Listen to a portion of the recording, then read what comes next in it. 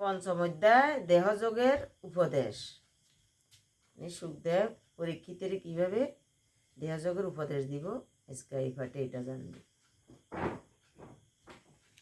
সুত বলে শুনা শুনা মনিন্দ সকান,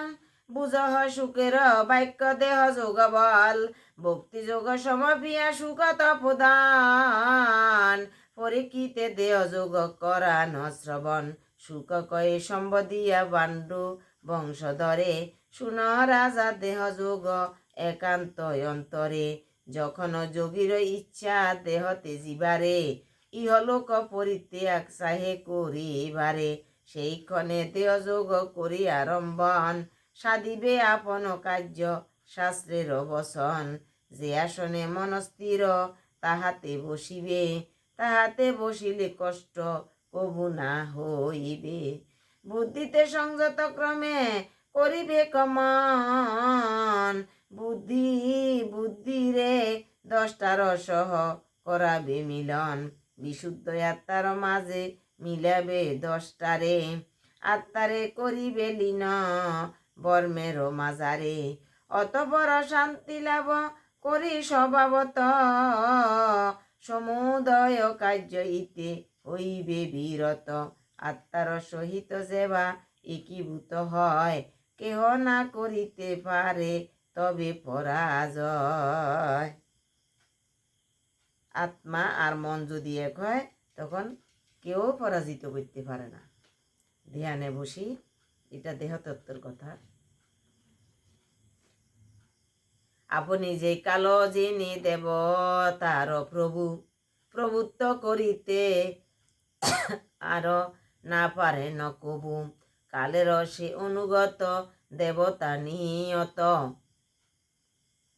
কালের যে অনুগত দেবতা নিশ্চয়, কিছু না করিতে পারে তারা সমুদয়, তাদের অধীন যত আছে প্রাণীগণ, কি করিবে তারা আর বল হে রাজন, নাহি তাতে সতরজ তময় অহংকার, ত্রিগুণয় অতীত হয় অবস্থা তাহার, প্রকৃতি ও মহতত্ত্ব বিশ্বের কারণ, সৃজন করিতে তারে না পারে কখন, শুন শুন নরপতি যোগীদের কাছে, আত্মা ভিন্ন অন্য কিছু সত্য নাহি আছে, আত্মা ভিন্ন অন্য কিছু হেরিলে নয়নে, এই বস্তু আত্মা নহে ভাবে মনে মনে, এই রূপ নীতি নীতি করিয়া বিচার, করিবে সকল বস্তু তাহারা পরিহার, দেহাদিতে আত্মবুদ্ধি করি বিসর্জন, বিষ্ণুর চরণ চিন্তা করে অনুক্ষণ, অন্য কোন দ্রব্য আর লিপ্সা নাহি রয়, বিষ্ণুর চরণ চিন্তা শ্রেষ্ঠ অতিশয়, বিশ্বের যখন যোগী ভাবে বর্মময়, বিষয় বাসনা তার বিদূরিত হয়, বিজ্ঞান বলেতে তার শান্ত হয় মন, পরমনি ব্যক্তি লাভ করে সে অজন, প্রথমে করিয়া স্থির আপন আসন, পাদ মূলে মূলাধার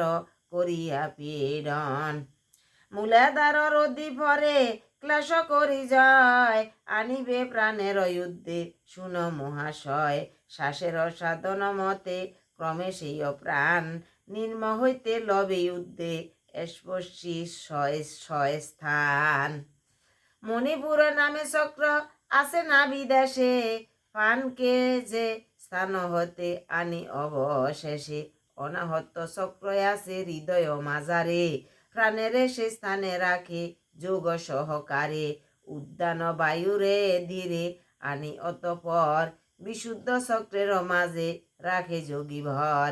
এই রূপে জিতেন্দ্রিয় হইয়া তখন,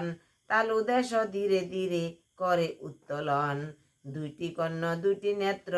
দুই নাসা মুখ, নির্গমের সপ্তপথ শুন হে বাবুকম, এই সপ্ত দ্বারা রোধ করি যোগী জন, আজ্ঞা চক্রে ভ্রু মধ্যেতে করিবে স্থাপন, একেবারে অবিলাস শূন্য যদি হয়, বর্মরুদ্র বর্মরন্ধ মাঝে প্রাণ আনিবে নিশ্চয়, পরক্ষণে বর্মরন্ধ বেদ করি প্রাণ, পরিত্যাগ করি দেহ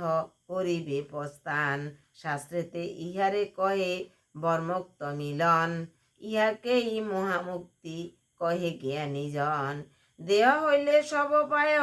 আত্মা লয়ে লমন, স্মৃতিসহ এই ব্রহ্মাণ্ডে করে বিচরণ। ইহার শুদ্ধতা শুদ্ধাত্মা কয় যোগের খেসর, সিদ্ধগণ পায় ইচ্ছা সেবি এই ইহারে শুদ্ধাত্মা কয় যোগেতে খেসরা, সিদ্ধগণ পায় ইচ্ছা সেবি এই হরি। স্মৃতিসহ আত্মালয়ে তেজিবারে দেহ, যে বায়ু বিলাস করি তেজে মায়া গেহ।